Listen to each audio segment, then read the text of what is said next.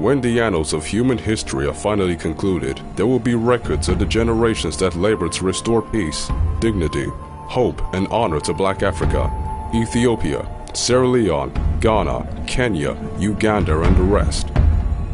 The story of Nigeria will be there too, with the details of the generations that fought and died to put us on the map, the generations that labored hard to bring light to the land, the rogue generations that brought us war, confusion, and pain, the generations that stole all the gold and made lies our way of life. Most of all, history will never forget the generations that ran away, generations that could have made a difference, but chose instead to abandon the cause without one care, blending into some foreign land.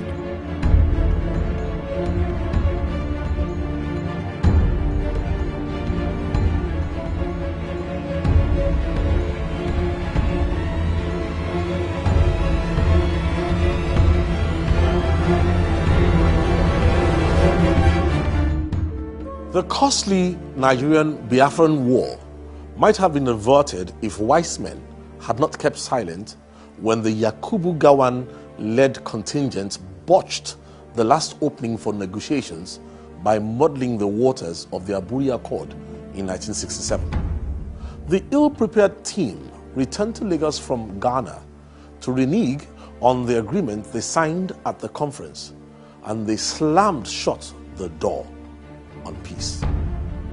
If qualified negotiations had gone on in that place, they would have detected the couched agenda of the Biafran warlord, and that conference would have yielded a different fruit altogether.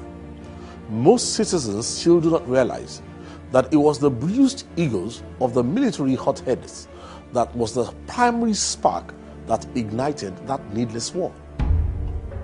People who would have made a difference in those days were too preoccupied with the details of daily living, and their children today are still paying the price. We are yet to appreciate the amount of wisdom and informed planning that is required for nation building.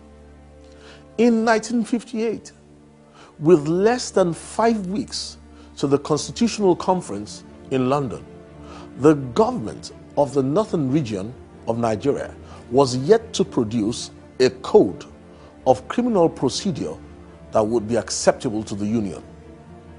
The solution was fashioned by the outstanding work of persons like the Chief Justice of the Sudan, Honorable Saeed Abu Ranat, the Chairman of the Pakistan Reform Committee, Muhammad Sharif, and a legal luminary from the University of London in the person of Professor J.N.D. Anderson. Now, without the penal code, the Nigerian baby would simply have been pronounced dead at birth. In the same 1958, the reports of the Minorities Commission chaired by Sir Henry Willings reads like a prophetic document that could have saved this nation from a lot of grief. It only takes a few days of inquiry in London to discover that there are many colonial documents hidden in plain sight of the public that could easily provide answers to the problems in Nigeria. Reading through some of them, it is inconceivable that Nigeria continues to chase its own tail when resources that would end all arguments are within an arm's reach.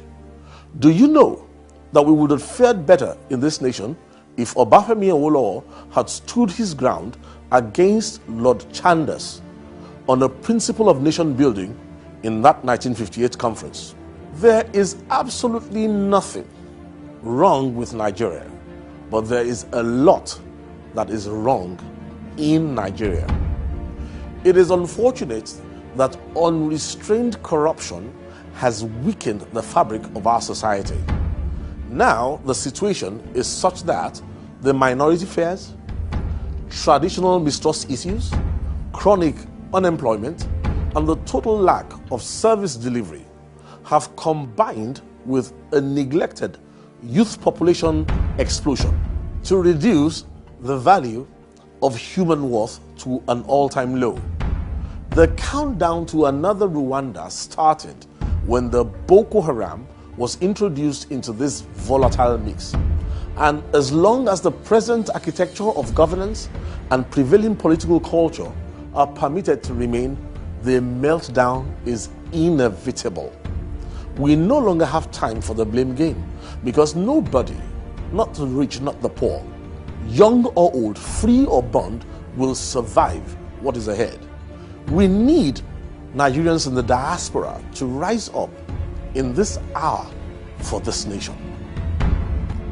Beaten into submission by poverty and subject to trauma on a daily basis, the average citizen cannot hold on much longer.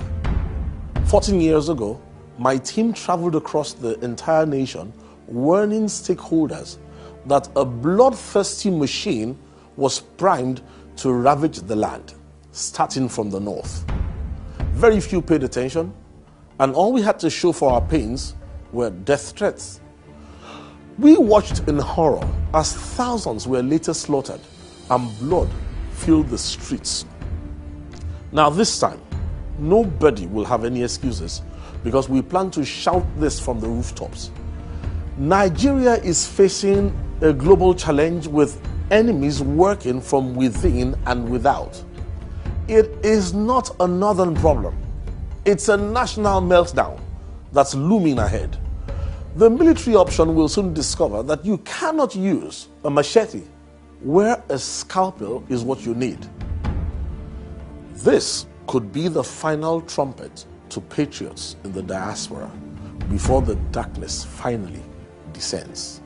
Now, perhaps it was for such a time as this that God preserved you and prospered you.